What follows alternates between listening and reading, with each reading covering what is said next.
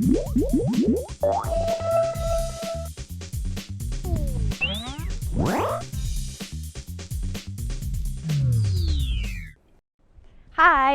you are here with me, Ajahn Opal, again. Today, we'll be looking at some writing tips to help you complete your ideas when you need to organize them. Have you ever experienced the moment when you've got a lot to share but ended up saying your ideas repeatedly, missing some key points because you don't remember saying them? Or sometimes you say everything but nobody seems to pick up the key points. Sequencing words can help you ease those problems. But what are they? Sequencing words are commonly used to signal sequence of events or transition in a story. They generally tell where the story begins, what happens afterward, and when it ends.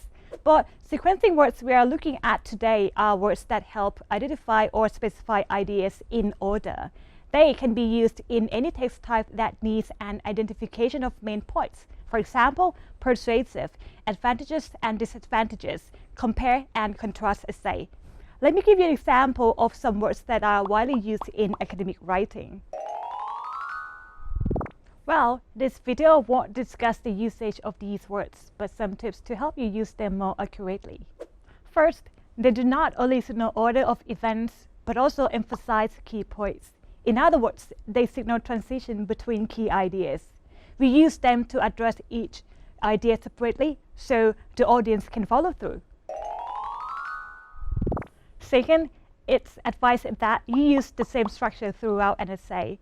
The reason for this is that each word works differently in a sentence writing. For example, firstly, secondly, thirdly, and finally are adverbs, so they are usually at the beginning of the sentence with comma after a word, and followed by a complete sentence. Let me give you an example.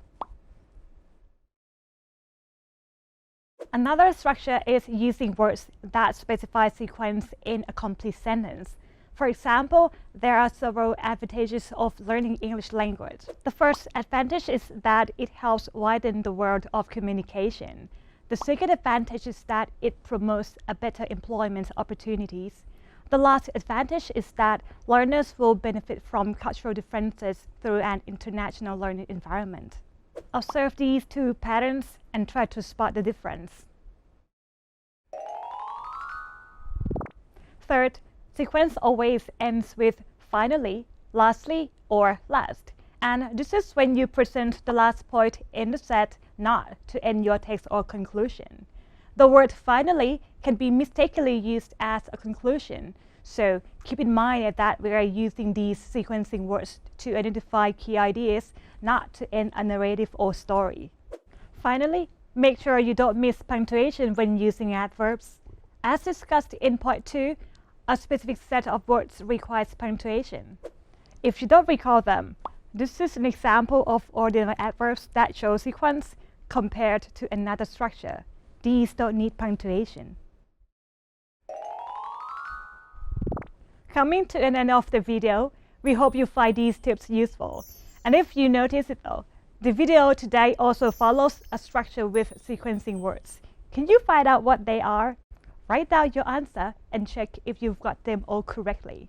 Enjoy watching, and I'll see you next time. Bye!